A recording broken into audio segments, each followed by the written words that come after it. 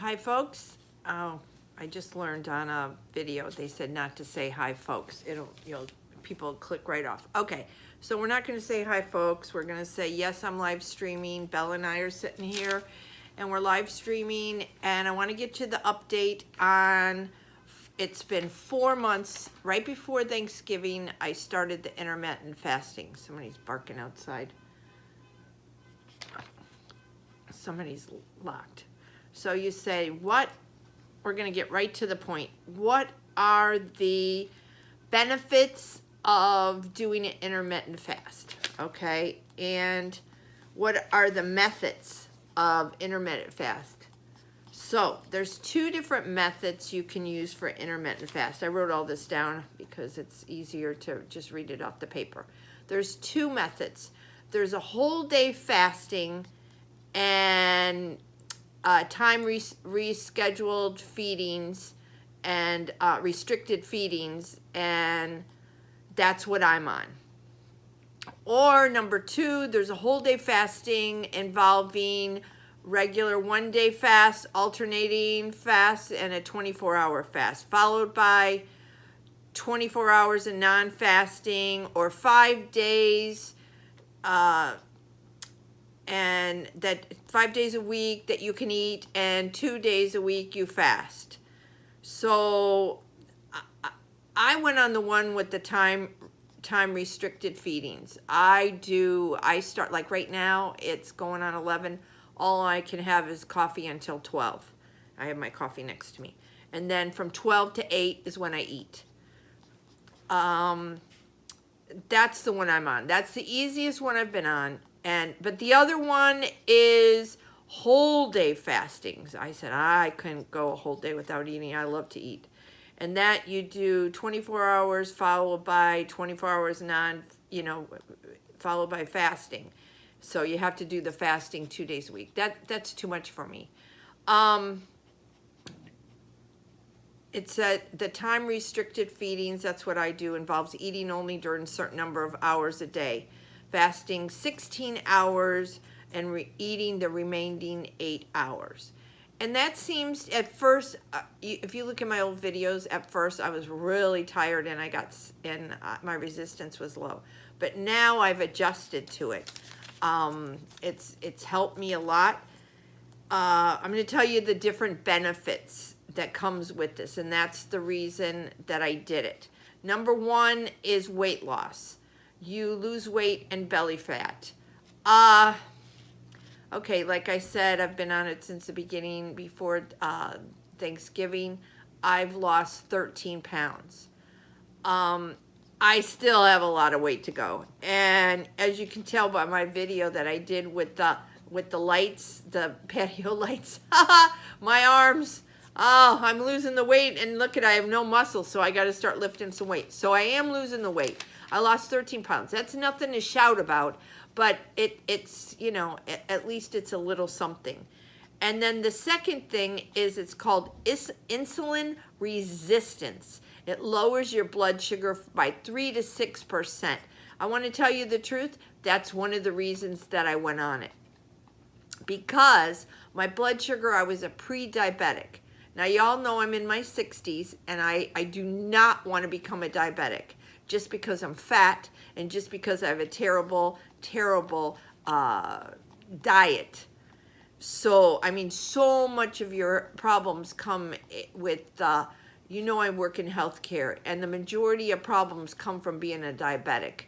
They put you on diabetic medicine, you get the diarrhea from that, the metformin, you can get heart disease, you get elevated blood pressure, you get neuropathy. I mean, it just goes on, and then you can get kidney disease. I mean, diabetes is so bad. And if you can trim it by losing a little bit of weight, I mean, goodness gracious.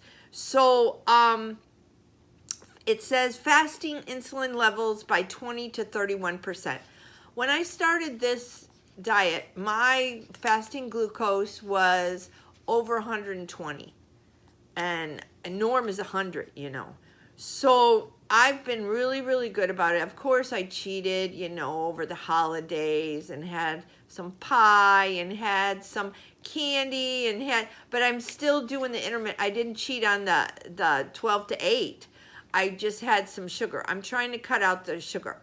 Today, I've been doing really good. Everybody says, oh, do you want some ice cream? Do you want this? I said, no, thank you. No, thank you. No, thank you. It's the hardest thing for me to say no, thank you. But I don't want to be a diabetic. So today, I took my fasting blood sugar, and it was 90.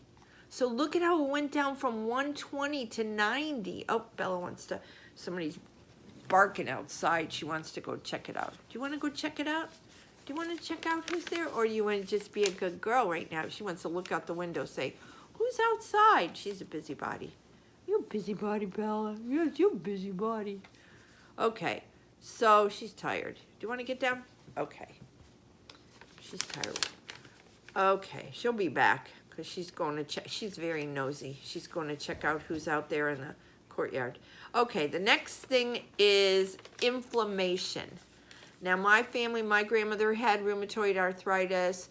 My mom's got arthritis. My aunt, my mom's sister has arthritis. I have arthritis. Look at my hands. My hands, if I eat a bunch of sugar, you know, simple sugar, my joints swell up. So the main number one reason is for the inflammation. At work, I use my hands all the time. All the time. I have to keep going. I can't have any inflammation. And I was in a bad car accident when I was younger, so I have bad knees. So I can't live with inflammation. I can't, there's no way I'm using a cane or a walker. So the number 3 reason that this intermittent fasting helps is for inflammation. And it really helps me. If you look, my joints are not swollen. And for my age, that's pretty good to have hands like this. Okay, number 4, for a healthy heart, for heart health. It reduces your LDL cholesterol. You all say to me, what's LDL mean? Well, I tell the patients LDL to remember there's the HDL and there's the LDL. You want your HDL the highest it can be, and you want your LDL the lowest. And you say, how can I remember? How can I remember? Just think of H means healthy. You want healthy, high healthy. So you want your HDL level the highest it can be. That's a healthy level. The LDL, how I, tell them, oh, the LDL, you say, what? How do you remember the LDL? Which you want the lowest? That's the lousy. Just think lousy. Ugh, lousy. So you want your LDL reduced. You don't want a high LDL count, because then you want that low. So it reduces your LDL cholesterol, which is very good. Okay, the number 5 reason is the older you get, we all start getting fearful for our brains. Everybody older, it seems like, has got dementia. And it's starting in the 70s. I have patients in the 70s. I try to go through the directions with them. They can't remember any. They cannot comprehend it. They're like, I thought, goodness gracious, it's getting younger and younger with this, this dementia thing. So this helps. It says it increases the brain hormone BDNF. So it increases that. Don't ask me how it does it, but it increases the brain hormone. And it says, and it may aid the growth of new nerve cells. We know that there's nerves feeding to your brain constantly. And the older you get, you need to stimulate your brain. My patients in the waiting room, I go to call them, they're all doing on their little pads, they have, tablets, they're all doing the puzzles, crossword puzzles, the little games, the puzzles. I said, oh, and they said, no, I got to keep my brain active, They play cards at night, they read magazines. Everything now is about stimulating your brain, keeping it going. Don't let it be lazy. You sit at home and watch TV, oh, I'm lazy all day. You can't do that. You got to stimulate your brain, even if it's reading. So this aids in growth of new nerve cells. And then it says it may also protect against Alzheimer's disease. So that's what our whole goal is as we get in the retirement age. We don't want our kids putting us in a home. We don't want to go live with our kids. Goodness gracious, that's like the worst thing. We all want to be independent. Even if we are on such a small fixed income, we want our independence. Okay, so the number 6 thing is anti-aging. Goodness gracious, none of us, I don't know, I guess we're all a little vain. Anti-aging. It can extend the lifespan. This is proven that it extends the lifespan in rats. You know how they do all the research with the rats? And it shows that rats live 36 to 83% longer. Goodness gracious, who wants rats to live longer? But going on this kind of cycle, this fasting cycle, the rats did live longer. You know, they have to do research. So goodness, if it works for rats, but then again, you say, oh, why do I want to live longer? Anyway, those are the 6 points: weight loss, insulin resistance, inflammation, heart health, brain health, and anti-aging. Well, for me, that's a no-brainer. That's 6 things. I mean, every single thing is on my list as I get older. I need to work on every single thing. So that's why I'm doing it. Sometimes, like today, it's 11 o'clock now, and I say, oh, I got another hour. But the good news is I can still have coffee and water. So I'm having my coffee. And I have 1 hour till I can eat. Okay? So, oh, there is a disclaimer. And I'm stressing this. Anyone who has a history of an eating disorder, you should not fast. I don't know why. I guess they're saying that they take it by they can't control themselves, and I've never known anybody with the eating disorder, but they don't somehow they can't control themselves. So it's almost like alcohol. They don't like to eat. They don't eat, and then they kill themselves. They starve themselves to death. So I guess this would be like almost like a drug addict or alcoholic or a person that loves sugar. You're not going to take them, number 1, in a candy shop or a pastry or bakery shop. Number 2, you're not going to take them alcoholic to a bar. And number 3, you're not going to take a drug addict to the streets where they can access drugs. So I guess that's why it says don't let anyone with a history of eating disorder. Poor things. Okay, this is another one of my live feeds, and I just wanted to share this with you because yesterday, just for fun, I said, I'm going to weigh myself and see what's going on here. Because somebody said to me, oh, your face looks right here. They said, it looks really, what are you doing? It doesn't look like you got that whole neck going on. You know, as you get older, you got neck, all this fat in your neck. And I said, oh, I don't know. I'm not on a diet, like a calorie intake diet, but I'm on an intermittent fasting lifestyle change. And I was funny because I did that, and she didn't want to hear about it though, because she says, I eat from the time I wake up to the time I go to bed. I said, okay, I won't tell you about it, because some people, that's their soothing thing, the eating, oral compensation. So I said, okay, you asked me, I'm just telling you. So then I thought, you know what? I'm wondering why, if people are noticing that. And then I noticed on that video I did with the solar lights, my arms, goodness gracious, hanging like wet noodles. I said, wow, what's going on with those arms? Why are they hanging? They used to be big arms. I used to be a waitress years ago. I had upper body strength like a man. So I said, I'm going to jump on the scale. And that was yesterday afternoon. So that was after I ate lunch. And I thought, wow, I lost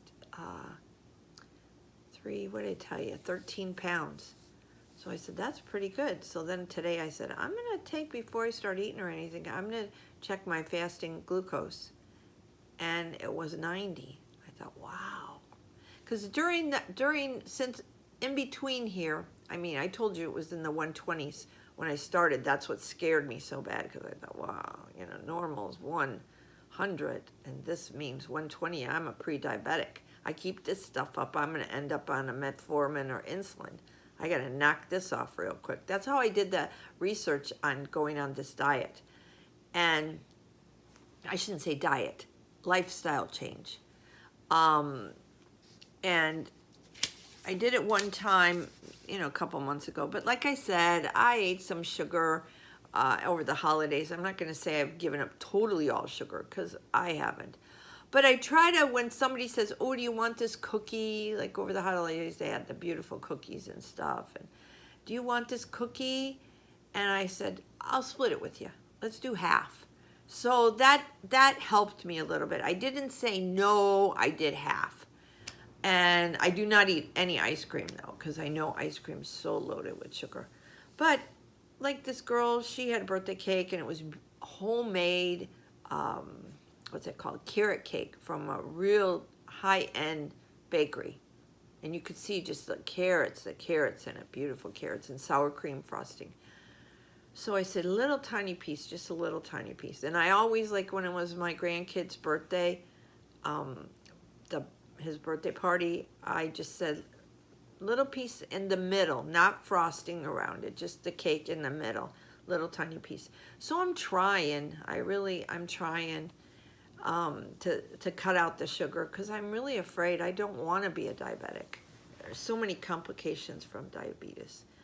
But anyway, I just wanted to, like I said, so halfway through I had checked my fasting glucose, and it was like in the 113, 117, something like that. Yeah, 113.